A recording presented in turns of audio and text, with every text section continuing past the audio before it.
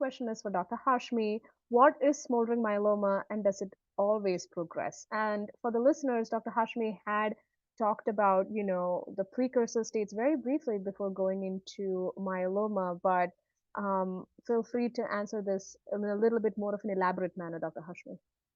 Absolutely. So, smoldering myeloma, we still consider it a plasma cell disorder. We, as myeloma physicians, many of us do not prefer to call it a cancer that needs chemotherapy. Having said that, it's a precursor condition where you do have cancerous plasma cells in your bone marrow. They make a protein. And the way we stratify that, or we divide that in three different groups, is by based on the amount of protein you are making, the amount of light chains you are making, how much cancer you have in the bone marrow, and what kind of mutations you have with those particular cancer cells. And we can divide them in three different groups.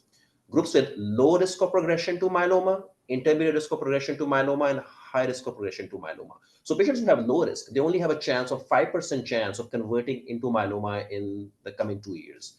If you have intermediate risk, the chance is about 25% in the coming 2 years. If you have high risk myeloma, your chances of developing symptomatic myeloma that needs chemo is going to be somewhere around 50%.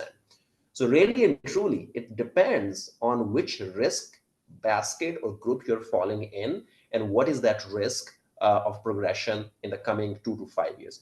As one of the physicians was alluding to it, that beyond 10 years, I think many patients do not have the risk, significant risk of progression or becoming of progression of smoldering myeloma into a symptomatic myeloma.